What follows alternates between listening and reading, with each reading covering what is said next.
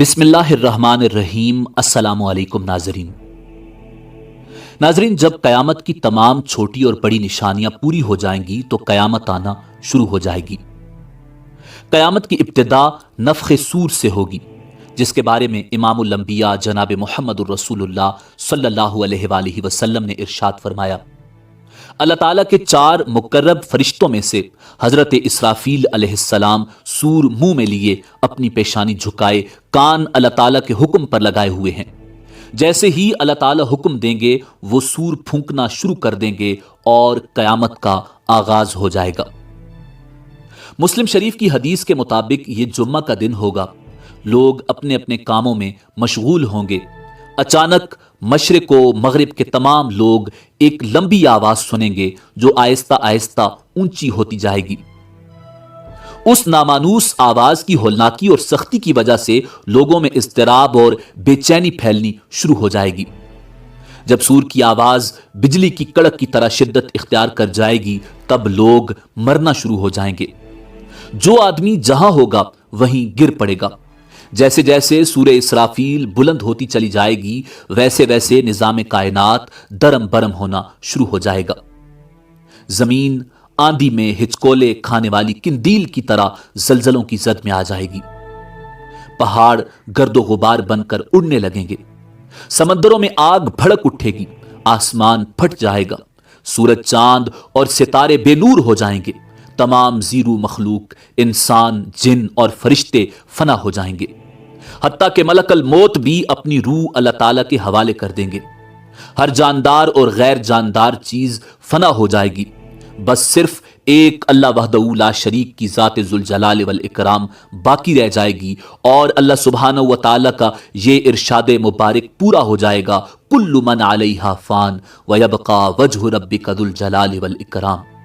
ہر چیز جو اس زمین پر ہے فنا ہونے والی ہے اور صرف تیرے رب ذوالجلال والاکرام کی ذات ہی باقی رہنے والی ہے۔ جب ہر چیز فنا ہو جائے گی تو اللہ سبحانہ و تعالی اعلان فرمائیں گے، این الجبارون این المتکبرون لمن الملک اليوم۔ دنیا میں جبار بننے والے کہاں ہیں؟ دنیا میں متکبر بننے والے کہاں ہیں؟ آج کے روز بادشاہی کس کی ہے؟ طویل سناٹے کے بعد اللہ سبحانہ و تعالی خود ہی اس سوال کا جواب ارشاد فرمائیں گے، للہ الواحد القہار۔ آج کے روز بادشاہت صرف اللہ واحد اور قہار کی ہے۔ مسلم شریف کی حدیث کے الفاظ یوں ہیں، انا الملک این الجبارون المتکبرون۔ میں ہوں بادشاہ، کہاں ہیں دنیا کے جبار اور متکبر؟ ایک طویل مدت جس کا علم اللہ سبحانہ و تعالیٰ کو ہے سکون اور سناٹے میں گزر جائے گی۔ پھر جب اللہ تعالیٰ چاہیں گے نئے سرے سے آسمان، زمین اور فرشتوں کو پیدا فرمائیں گے۔ نئی زمین میں عمارتوں، درختوں، پہاڑوں اور سمندروں کا نام و نشان تک نہیں ہوگا، بلکہ وہ سفید، ہموار اور چٹیل میدان ہوگی جو اپنے رب کے نور سے خوب روشن ہوگی۔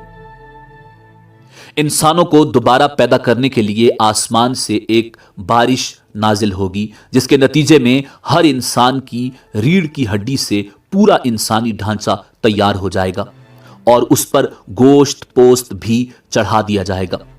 اس کے بعد جناب اسرافیل علیہ السلام کو دوسری مرتبہ سور پھونکنے کا حکم دیا جائے گا اور تمام انسان ننگے پاؤں، ننگے بدن اور بے ختنہ اٹھ کھڑے ہوں گے جس طرح ماں کے پیٹ سے پیدا ہوئے تھے، اور اللہ تعالیٰ کا یہ فرمان بھی پورا ہو جائے گا کہ تم لوگ فردن فردن ہمارے پاس حاضر ہوگے جس طرح ہم نے پہلی مرتبہ تمہیں پیدا کیا تھا۔ سب سے پہلے امام الانبیاء جناب محمد الرسول اللہ صلی اللہ علیہ وآلہ وسلم اپنی قبر انور سے اٹھیں گے، پھر حضرت عیسیٰ علیہ نبینا علیہ السلام اور دیگر انبیاء کرام، شہداء، صلحاء، فضلاء اور اہل ایمان اٹھیں گے، پھر فساق، فجار اور پھر کفار و مشرکین۔ قبروں سے کافر، مشرک، فاسق اور فاجر لوگ اپنے اپنے اعمال کے مطابق اٹھیں گے۔ کوئی اندھا، کوئی بہرا، کوئی لنگڑا، کوئی چونٹی کی شکل میں اور کوئی سر کے بل اٹھے گا۔ کافر اس غیر متوقع زندگی کے مناظر دیکھ کر شدید خوف اور دہشت کی کیفیت میں مبتلا ہوں گے۔ آنکھیں پتھرائی ہوں گی، دل کانپ رہے ہوں گے، کلیجے منہ کو آئے ہوں گے۔ کوئی غم گسار اور مددگار نہیں ہوگا، نہ ہی کوئی کسی دوسرے کی طرف دیکھنے یا دھیان دینے والا ہوگا۔ اہل ایمان بھی اپنے اپنے ایمان اور اعمال کے مطابق قبروں سے اٹھیں گے۔ شہید اپنی شہادت کے تازہ بہتے ہوئے خون کے ساتھ اٹھے گا۔ حالت احرام میں فوت ہونے والا حاجی تلبیہ پکارتے ہوئے اٹھے گا، لبیک اللہم لبیک، لبیک لا شریک لک لبیک، ان الحمد والنعمت لک والملک لا شریک لک۔ اہل ایمان کے لیے دوبارہ زندگی خلاف توقع نہیں ہوگی، لہٰذا ان پر خوف اور دہشت کی وہ کیفیت طاری نہیں ہوگی جو کفار اور مشرکین پر ہوگی۔ قبروں سے اٹھتے ہی ہر انسان پر 2 فرشتے مقرر کر دیے جائیں گے جو اسے میدان حشر میں پہنچا دیں گے۔ یاد رہے کہ ملک شام کا علاقہ میدان حشر ہوگا، لوگوں کو اپنی اپنی قبروں سے اٹھ کر وہیں پہنچنا ہوگا۔ کفار میں سے جو لوگ اپنی قبروں سے اندھے اٹھیں گے وہ ٹھوکریں کھاتے گرتے پڑتے وہاں پہنچیں گے۔ جو لوگ چونٹیوں کے جسم میں اٹھیں گے وہ لوگوں کے پاؤں تلے روندے اور کچلے جا رہے ہوں گے، اور جو لوگ سر کے بل اٹھیں گے وہ انتہائی ذلت اور رسوائی کے ساتھ یہ سفر طے کریں گے۔ بعض کافروں کو آگ ہانک کر میدان حشر میں لے جائے گی۔ کافر جہاں کہیں تھک ہار کر رکیں گے آگ بھی رک جائے گی، اور جہاں چلیں گے آگ بھی ان کے ساتھ چلنا شروع کر دے گی۔ اہل ایمان بھی اپنے اپنے عقائد اور اعمال کے مطابق میدان حشر میں پہنچیں گے۔ بعض لوگ پیدل پہنچیں گے، بعض لوگ اونٹوں پر سوار ہوں گے، کسی اونٹ پر 1، کسی اونٹ پر 2، کسی پر 4، حتیٰ کہ 10 آدمی بھی ایک اونٹ پر سوار ہوں گے۔ ساری مخلوق چپ چاپ دم سادے ایک ہی سمت رواں دواں ہوگی۔ کسی کو اونچی سانس لینے کی بھی مجال نہیں ہوگی۔ ہر آدمی کو احساس ہوگا کہ آج امتحان زندگی کا نتیجہ نکلنے والا ہے۔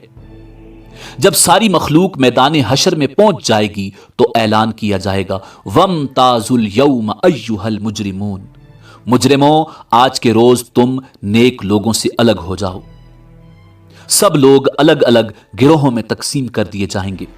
سورج کی پرستش کرنے والوں کا گروہ، ستاروں کی پرستش کرنے والوں کا گروہ، آگ کی پرستش کرنے والوں کا گروہ، بتوں کی پرستش کرنے والوں کا گروہ، قبروں کی پرستش کرنے والوں کا گروہ، منافقوں کا گروہ، مرتدوں کا گروہ ایک طرف، اور دوسری طرف ایمانداروں کو ان کے عقائد اور اعمال کے مطابق الگ الگ گروہوں میں تقسیم کیا جائے گا۔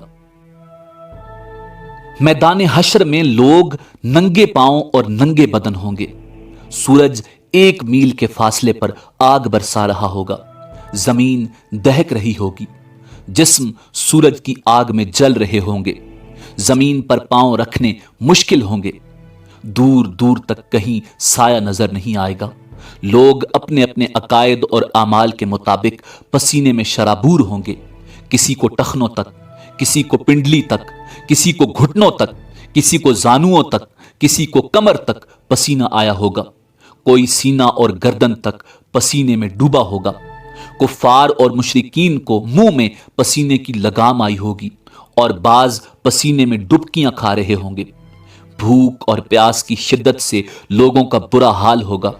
بھوک، پیاس اور شدید گرمی کی حالت میں لوگ 50,000 سال تک کھڑے رہیں گے اور تنگ آ کر اللہ تعالیٰ سے دعا کریں گے، یا اللہ ہمیں اس مصیبت سے نجات دلا، خواہ جہنم میں بھیج دے۔ یاد رہے آج سورج کا ہماری زمین سے فاصلہ 9,30,00,000 میل ہے۔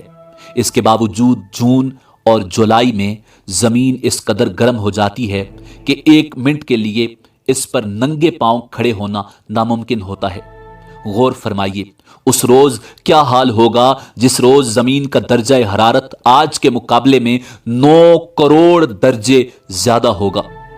لاچار ہو کر لوگ حضرت آدم علیہ نبینا علیہ السلام کی خدمت میں حاضر ہوں گے اور عرض کریں گے، اللہ تعالیٰ نے آپ کو اپنے ہاتھ سے بنایا اور اپنی روح پھونکی، فرشتوں سے سجدہ کروایا، جنت میں جگہ دی، آج ہمارے لیے سفارش کر دیں کہ اللہ تعالیٰ حساب کتاب شروع کر کے ہمیں حشر کی تکلیف سے نجات دے دے۔ حضرت آدم علی نبینا علیہ السلام فرمائیں گے آج میرا رب اس قدر غصے میں ہے کہ اس سے پہلے کبھی ہوا نہ آئندہ ہوگا۔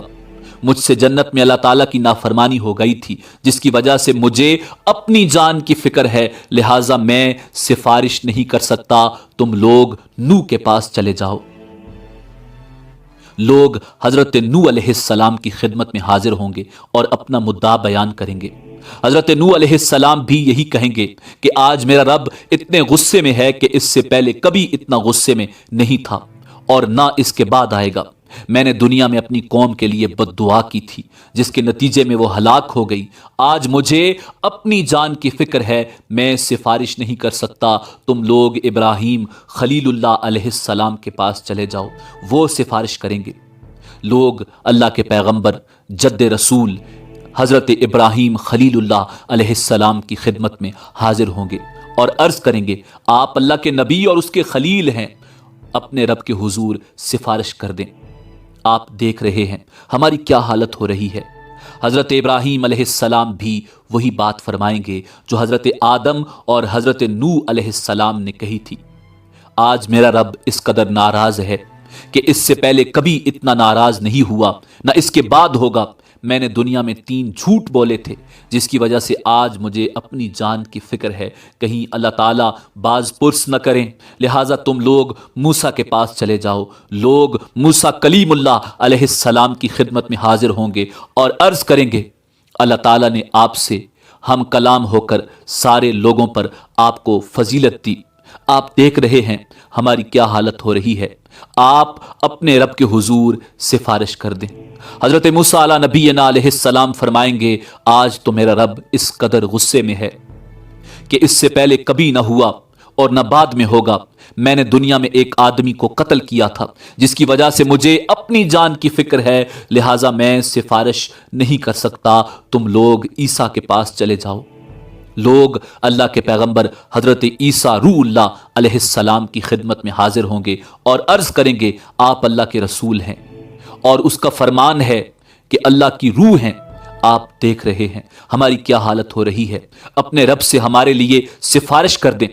حضرت عیسیٰ روح اللہ علیہ السلام بھی وہی جواب دیں گے کہ آج میرا رب اس قدر غصے میں ہے کہ اس سے پہلے کبھی نہ ہوا اور نہ آئندہ ہوگا۔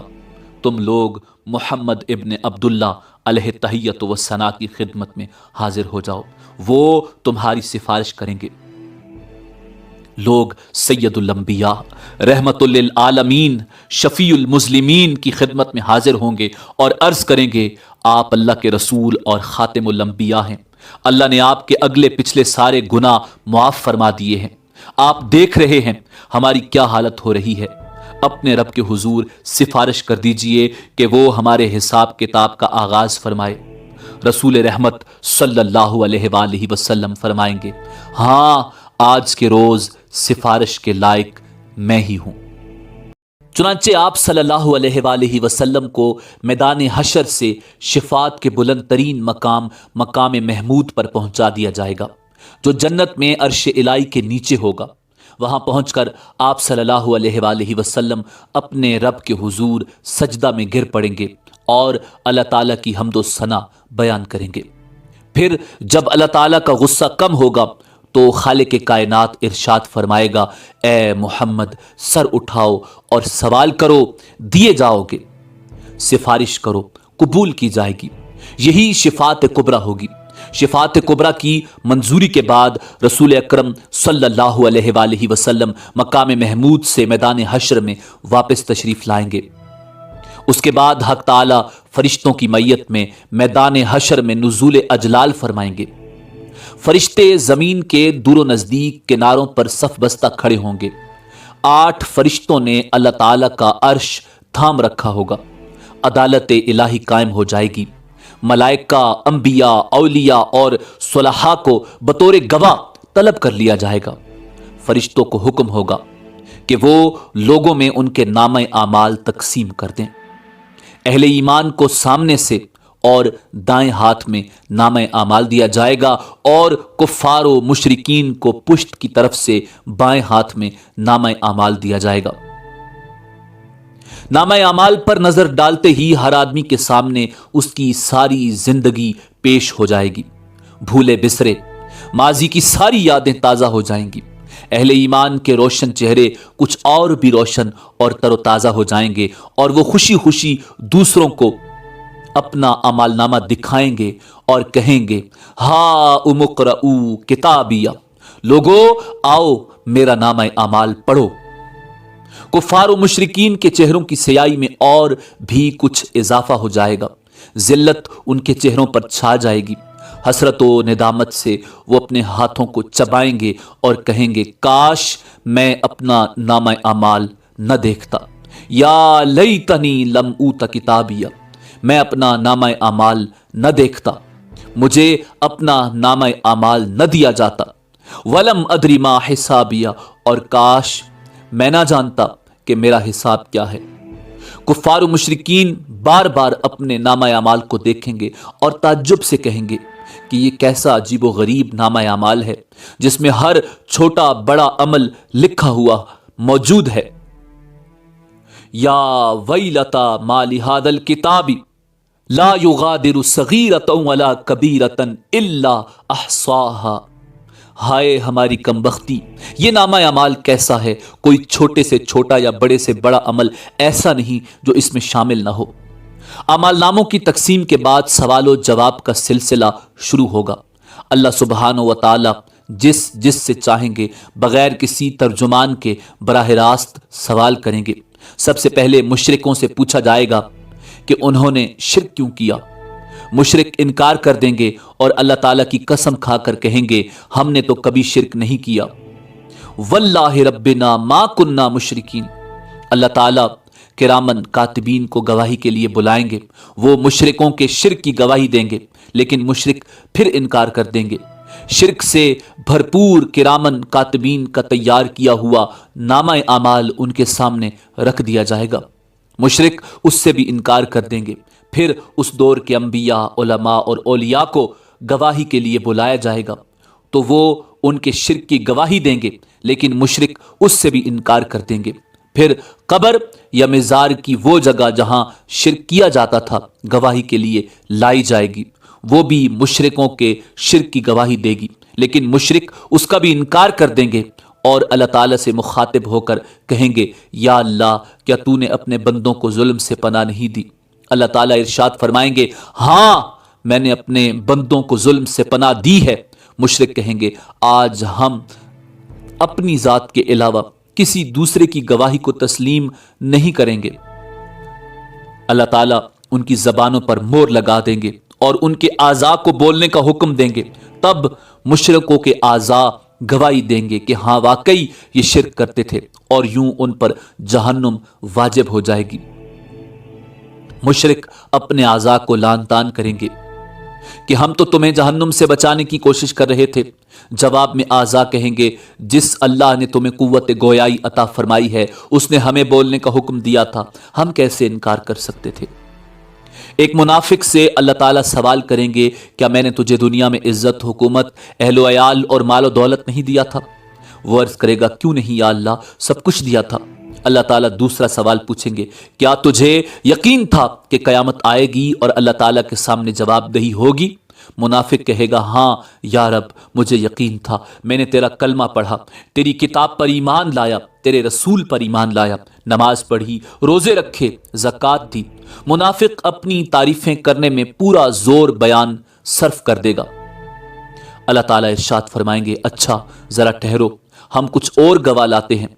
मुनाफिक अपने दिल में सोचेगा कि मैं तो मुसलमानों के साथ मिलकर नमाज रोजा करता रहा, आज मेरे खिलाफ गवाही कौन देगा। अल्लाह ताला उसके मुंह पर मोहर लगा देंगे और उसकी रान को बोलने का हुक्म देंगे। चुनाचे उसकी रान, उसके बदन का गोश्त, उसके बदन की हड्डियां और उसके जिस्म का रुआं रुआं उसके निफाक की गवाही देगा कि एक तरफ तो ये नमाज रोजा करता रहा और दूसरी तरफ कुफ्फार से दोस्ती पर नाजा था और उनके मफादात का तहफ़्फ़ुज़ करता रहा, मुसलमानों को धोखा देता रहा और उनसे गद्दारी करता रहा। अल्लाह ताला उस पर सख्त गज़बनाक होंगे और उस पर जहन्नुम वाजिब हो जाएगी। अहले ईमान से सवाल जवाब का अंदाज बिल्कुल मुख्तलिफ होगा। ایک مومن آدمی کو اللہ تعالیٰ اپنے قریب بلا کر اس پر اپنا دامن رحمت ڈال دیں گے اور سوال کریں گے تو نے فلاں گناہ کیا تھا، تو نے فلاں گناہ کیا تھا؟ مومن عرض کرے گا ہاں یا اللہ کیا تھا۔ اللہ تعالیٰ اس کے ایک ایک گناہ کے بارے میں سوال کریں گے اور وہ اقرار کرتا چلا جائے گا اور سوچے گا کہ اب تو وہ ضرور ہلاک ہو جائے گا۔ آخر میں اللہ تعالیٰ ارشاد فرمائیں گے میں نے تیرے گناہوں پر دنیا میں بھی پردہ ڈالا ہوا تھا اور آج بھی پردہ ڈال رہا ہوں، اور اسے جنت میں بھیج دیا جائے گا۔ افراد کے علاوہ انبیاء اور رسل کی تکذیب کرنے والی اقوام سے بھی سوال و جواب ہوں گے۔ قوم نوح سے سوال ہوگا تم نے پیغمبر کی تکذیب کیوں کی؟ اور وہ حضرت نوح علیہ السلام اور ان کی دعوت کا انکار کریں گے۔ اللہ تعالیٰ حضرت نوح علیہ السلام سے فرمائیں گے نوح اپنے حق میں گواہی لاؤ۔ حضرت نوح علیہ السلام عرض کریں گے میری گواہی امت محمدیہ ہے۔ چنانچہ امت محمدیہ کے علماء، اولیاء اور صلحاء حاضر کیے جائیں گے اور وہ گواہی دیں گے کہ ہاں نوح پیغمبر بنا کر بھیجے گئے تھے اور انہوں نے 950 سال تک حق رسالت ادا کیا۔ قوم نوح کہے گی تم تو ہمارے زمانے میں موجود ہی نہیں تھے، تم یہ گواہی کیسے دے رہے ہو؟ اس پر رسول اکرم صلی اللہ علیہ وآلہ وسلم کو لایا جائے گا اور وہ اپنی امت کی صداقت کی گواہی دیں گے کہ میری امت نے قرآن مجید کی روح سے بالکل سچی گواہی دی ہے۔ رسول اکرم صلی اللہ علیہ وآلہ وسلم کی اس گواہی کے بعد قوم نوح لاجواب ہو جائے گی اور مجرم قرار پا کر جہنم میں ڈال دی جائے گی۔ ایسا ہی معاملہ قوم ہود، قوم صالح، قوم شعیب، قوم لوط اور دوسرے انبیاء کی اقوام کے ساتھ ہوگا۔ جرم ثابت ہونے کے بعد کافر بارگاہ الہی میں درخواست کریں گے اے ہمارے رب، ہم نے سب کچھ دیکھ اور سن لیا، بس ایک دفعہ ہمیں دنیا میں واپس بھیج دے، ہم ضرور نیک عمل کریں گے۔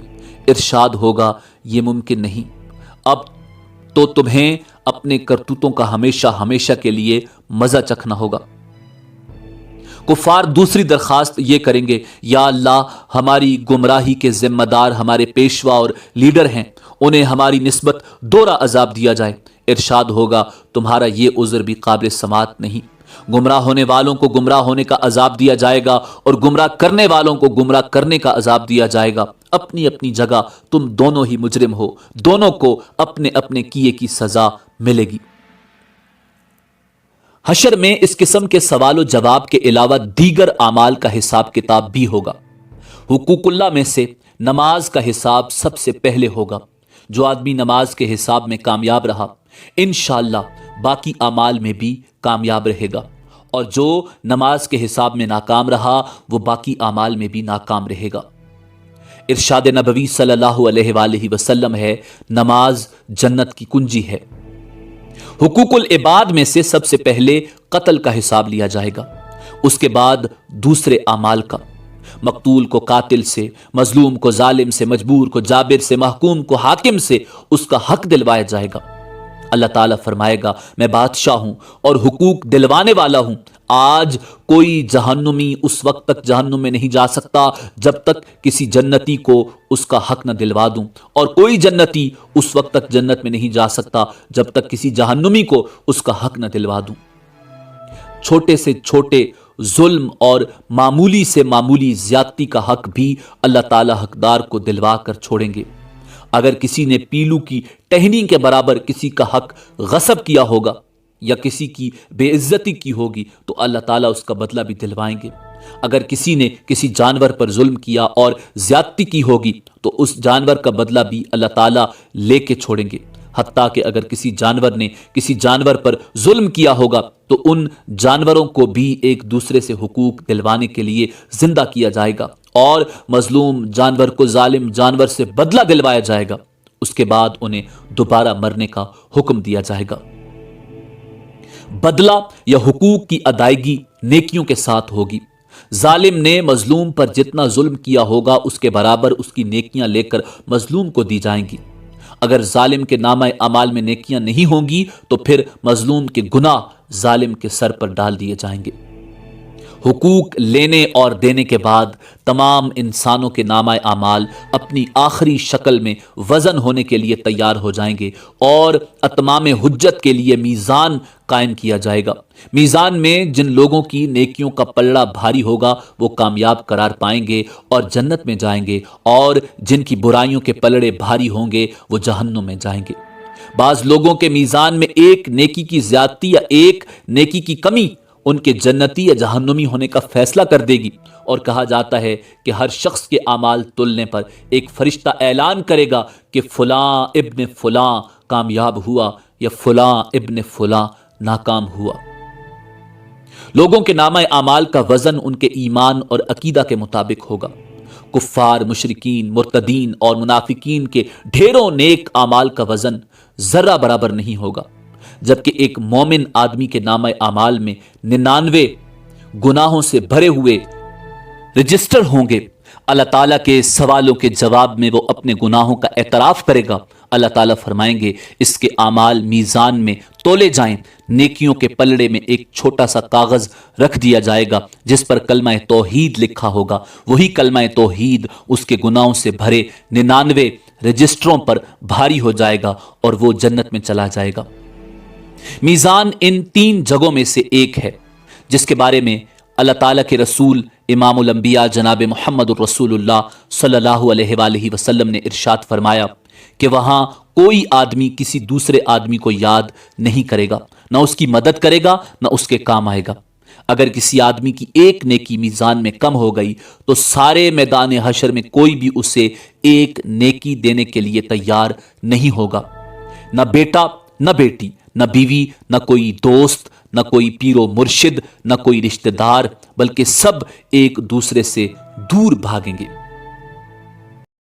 سب سے آخری اور مشکل ترین مرحلہ صراط کا ہوگا۔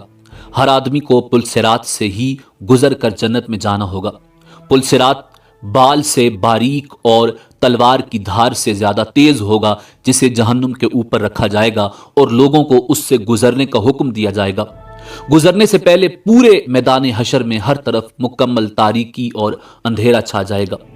ہر آدمی کو اس کے عقیدہ اور اعمال کے مطابق صراط سے گزرنے کے لیے نور دیا جائے گا۔ اہل ایمان کو 2 نور کی مشلیں دی جائیں گی، بعض کو ایک مشل دی جائے گی، بعض لوگوں کو ٹمٹماتے چراغ کی روشنی دی جائے گی، حتیٰ کہ سب سے کم درجہ اس شخص کا ہوگا جس کے پاؤں کے انگوٹھے پر روشنی ہوگی۔ اہل ایمان پل صراط سے گزرتے ہوئے اللہ تعالیٰ سے دعا مانگیں گے، ربنا اتمم لنا نورنا واغفر لنا انک علی کل شیء قدیر۔ اے ہمارے پروردگار، ہمارا نور آخر دم تک قائم رہے، ہمیں بخش دے، بے شک تو ہر چیز پر قادر ہے۔ بعض اہل ایمان بجلی کی تیزی کے ساتھ پل صراط عبور کریں گے، بعض ہوا کی تیزی کے ساتھ، بعض تیز رو گھوڑوں کی رفتار سے اور بعض اونٹوں کی رفتار سے عبور کریں گے۔ بعض لوگ دوڑتے ہوئے، بعض لوگ عام چال سے اور بعض سست رو ہوں گے۔ بعض گرتے پڑتے، ٹھوکریں کھاتے اور زخمی ہوتے عبور کریں گے۔ پل صراط کے دونوں طرف خودکار کنڈے یعنی ہکس لگے ہوں گے جو اللہ تعالیٰ کے حکم کے مطابق بعض لوگوں کے چلنے میں صرف رکاوٹ ڈالیں گے۔ بعض لوگوں کو پل کے اوپر ہی بار بار گراتے رہیں گے، بعض لوگوں کو صرف زخمی کریں گے اور بعض کو کھینچ کر جہنم میں ڈال دیں گے۔ کچھ لوگ چند قدم ہی چلیں گے تو انہیں جہنم میں گرا دیا جائے گا، بعض لوگ کچھ فاصلہ طے کر لیں گے تو جہنم میں گرا دیے جائیں گے، بعض لوگ نصف فاصلہ طے کرنے کے بعد گرائے جائیں گے، بعض صراط عبور کرنے کے قریب ہوں گے تو گرا دیے جائیں گے۔ انسان کے اعمال صالحہ صراط پر نہ صرف نور مہیا کریں گے بلکہ انسان کی حفاظت بھی کریں گے، اور کہا جاتا ہے کہ قربانی کے جانور سواریوں کا کام دیں گے۔ صراط سے گزرنے کا منظر اس قدر ہولناک ہوگا کہ کسی کی زبان سے کوئی بات نہیں نکلے گی، صرف انبیاء کرام کی زبان سے یہ آواز سنائی دے گی، رب سلم رب سلم، یا اللہ ہمیں بچا لے، یا اللہ ہمیں بچا لے۔ صراط سب سے پہلے رسول کریم نبی محتشم صلی اللہ علیہ وآلہ وسلم اور آپ کی امت عبور کرے گی، بعد میں دیگر انبیاء اور ان کی امتیں عبور کریں گی۔ صراط عبور کرنے کے بعد تمام اہل ایمان پل صراط کے آخری حصے میں روک لیے جائیں گے۔ اور جن مسلمانوں کے درمیان کوئی غلط فہمی یا گلا شکوہ، غصہ یا ناراضگی ہوگی وہ دور کی جائے گی۔ جب سارے اہل ایمان مکمل طور پر پاک اور صاف ہو جائیں گے تب انہیں جنت میں داخل ہونے کی اجازت دی جائے گی۔ نبی کریم رؤوف الرحیم امام الانبیاء جناب محمد الرسول اللہ صلی اللہ علیہ وآلہ وسلم جنت کے دروازے پر تشریف لائیں گے۔ دروازہ کھلے گا، آپ اپنی امت سمیت جنت میں قدم رنجا فرمائیں گے۔ جنت میں داخل ہونے کے بعد آپ کو اپنی امت کی فکر لاحق ہوگی۔ آپ اپنی امت کا حال دریافت فرمائیں گے۔ جب آپ کو معلوم ہوگا کہ بے شمار امتی جہنم میں ہیں تو آپ اللہ کے حضور سجدہ میں گر پڑیں گے، اللہ تعالیٰ کی حمد و ثنا کر کے سفارش کی اجازت طلب کریں گے۔ طویل مدت سجدہ میں گزارنے کے بعد حکم ہوگا، اے محمد جاؤ، آپ کی امت میں سے جن کے دل میں جو کے دانے کے برابر ایمان ہے انہیں جہنم سے نکال کر جنت میں داخل کر دو۔ رسول کریم صلی اللہ علیہ وآلہ وسلم فرشتوں کو لے کر اپنی امت کے برگزیدہ افراد کے ساتھ جہنم کے کنارے تک جائیں گے اور فرمائیں گے، اپنے اپنے اعزاء و اقارب اور اپنی اپنی جان پہچان کے افراد کی نشانی بتاؤ تاکہ فرشتے انہیں نکال لائیں۔ چنانچہ ایسے لوگ جن کے دل میں جو کے دانے کے برابر ایمان ہوگا جہنم سے نکال کر جنت میں لے جائیں گے۔ اس وقت آپ صلی اللہ علیہ وآلہ وسلم کی امت اہل جنت کا 1/4 ہوگی۔ آپ کی سفارش دیکھ کر دیگر انبیاء کرام بھی اپنی اپنی امتوں کی سفارش کریں گے۔ امت محمدیہ کے شہداء، علماء، اولیاء اور صلحاء کو بھی شفاعت کی اجازت دی جائے گی اور وہ بھی اپنے اپنے اعزاء و اقارب اور جان پہچان کے لوگوں کی سفارش کر کے انہیں جہنم سے نکلوا کر جنت میں لے جائیں گے۔ رسول کریم صلی اللہ علیہ وآلہ وسلم جنت میں واپس پہنچ کر پھر امت کے بارے میں سوال کریں گے، اب میری امت میں سے کتنے آدمی جہنم میں باقی ہیں؟ آپ کو بتایا جائے گا کہ ابھی تو ہزارہ تعداد میں لوگ جہنم میں ہیں۔ آپ پھر سفارش کے لیے سجدہ میں گر پڑیں گے۔ اذن شفاعت ملے گا کہ آپ کی امت کے وہ افراد جن کے دل میں چونٹی یا رائی کے برابر ایمان ہے انہیں بھی نکال لاؤ۔ آپ حسب سابق امت کے علماء و اولیاء صلحاء کو ساتھ لے کر جہنم کے کنارے پہنچیں گے اور رائی کے برابر ایمان والوں کو جہنم سے نکال کر جنت میں لے جائیں گے۔ تب آپ کی امت اہل جنت کی 1/3 ہو جائے گی۔ آپ پھر استغفار فرمائیں گے، میری امت کے کتنے افراد ابھی جہنم میں ہیں؟ آپ کو بتایا جائے گا ابھی تو ہزاروں امتی جہنم میں ہیں۔ آپ اذن شفاعت کے لیے پھر سجدہ ریز ہو جائیں گے، اللہ تعالیٰ کی حمد و ثنا کریں گے۔ آپ کو پھر اذن شفاعت ملے گا کہ چونٹی یا رائی سے کم درجہ کے ایمان والوں کو بھی جہنم سے نکال لاؤ۔ اذن شفاعت ملنے پر آپ پھر فرشتوں کی میت میں اپنی امت کے علماء، فضلاء اور اولیاء و صلحاء کے ساتھ جہنم کے کنارے پہنچیں گے اور امت کے ان افراد کو بھی جہنم سے نکلوائیں گے جن کے دل میں رائی سے بھی کم درجہ کا ایمان ہوگا۔ تب آپ کی امت اہل جنت کی نصف تعداد کے برابر ہو جائے گی۔ چوتھی مرتبہ پھر رسول اکرم صلی اللہ علیہ وآلہ وسلم ان لوگوں کے لیے اذن شفاعت طلب کریں گے جنہوں نے ساری زندگی میں صرف ایک بار لا الہ الا اللہ پڑھا ہوگا۔ اللہ تعالیٰ ارشاد فرمائیں گے، میری عزت، عظمت، جلال اور کبریائی کی قسم، جس نے لا الہ الا اللہ کہا ہے اسے میں خود جہنم سے نکالوں گا۔ چنانچہ آخر میں اللہ تعالیٰ خود ان لوگوں کو جہنم سے نکال کر جنت میں داخل فرمائیں گے جنہوں نے لا الہ الا اللہ کہا ہوگا۔ جنتی لوگ اس آخری گروہ کو اتقاء الرحمن یعنی رحمان کے آزاد کردہ کہہ کر پکاریں گے۔ شفاعت کا سلسلہ جب مکمل ہو جائے گا اور تمام اہل جنت جنت میں داخل ہو جائیں گے، تب اہل جنت میں اپنی اولادوں اور عزیز و اقارب سے ملنے کا تجسس پیدا ہوگا اور وہ ان کے ملنے اور انہیں دیکھنے کی خواہش کا اظہار کریں گے۔ ارشاد باری تعالیٰ ہوگا کہ اولادوں کو ان کے والدین کے ساتھ ملا دیا جائے۔ چنانچہ تمام اہل جنت کے اہل و عیال کو ایک جگہ اکٹھا کر دیا جائے گا۔ اہل جنت کے جنت میں آباد ہو جانے کے بعد اور اہل جہنم کے جہنم میں پہنچنے کے بعد سب کو آواز دی جائے گی، اے اہل جنت جنت کے کنارے پر آ جاؤ، اے اہل جہنم جہنم کے کنارے پر آ جاؤ۔ دونوں فریق جب کناروں پر پہنچیں گے، ایک سفید مینڈا لایا جائے گا جس کے بارے میں سوال کیا جائے گا، اے اہل جنت، اے اہل جہنم، بتاؤ یہ کون ہے؟ کہیں گے یا اللہ یہ موت ہے۔ اس کے بعد اللہ تعالیٰ اس مینڈے کو ذبح کرنے کا حکم دیں گے۔ مینڈے کو ذبح کرنے کے بعد اعلان کر دیا جائے گا، اے جنت والو، تمہارے لیے ہمیشہ ہمیشہ کے لیے جنت ہے، تمہیں کبھی موت نہیں آئے گی، اور اے جہنم والو، تمہارے لیے ہمیشہ ہمیشہ کی جہنم ہے، تمہیں بھی کبھی موت نہیں آئے گی۔ یہ سن کر جنتی لوگ اس قدر خوش ہوں گے کہ اگر خوشی سے مرنا ممکن ہوتا تو جنتی لوگ خوشی سے مر جاتے۔ جہنمی یہ اعلان سن کر اس قدر مغموم ہوں گے کہ اگر غم سے مرنا ممکن ہوتا تو جہنمی لوگ غم سے مر جاتے۔ آخرت کے شدید مصائب و آلام کے مقابلے میں دنیا کے مصائب و آلام نہ صرف عارضی بلکہ بہت ہی کم تر درجے کے ہیں۔ آخرت کی لازوال اور ابدی نعمتوں کے مقابلے میں دنیا کی نعمتیں بالکل عارضی اور کم تر درجے کی ہیں۔ پس عقل مند لوگ وہی ہیں جو نہ تو دنیا کے مصائب و آلام سے گھبرا کر اللہ اور اس کے رسول کی نافرمانی میں پڑیں، اور نہ ہی دنیا کی رنگینیوں کے فریب میں مبتلا ہو کر اللہ اور اس کے رسول کو ناراض کر بیٹھیں، بلکہ دونوں حالتوں میں ان کی نگاہ آخرت کے آنے والے مراحل پر رہے۔ حضور نبی کریم صلی اللہ علیہ وآلہ وسلم سے دریافت کیا گیا، یا رسول اللہ، مومنوں میں سب سے زیادہ عقل مند کون ہے؟ آپ نے ارشاد فرمایا، جو موت کو زیادہ یاد کرتا ہو اور جو موت کے بعد آنے والے وقت کے لیے اچھی طرح تیاری کرتا ہو، وہ سب سے زیادہ عقل مند ہے۔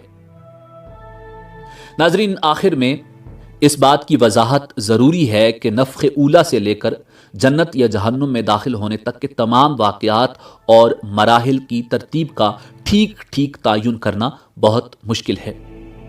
اسی امید کے ساتھ اجازت دیجیے کہ آپ کو ہماری ویڈیو پسند آئی ہوگی۔ اللہ رب العزت کے حضور دعا ہے کہ پروردگار عالم ہمیں آخرت کی تیاری کرنے کی توفیق عطا فرمائے۔ دیکھتے رہیے info@adil۔ اللہ رب العزت آپ کا حامی و ناصر ہو۔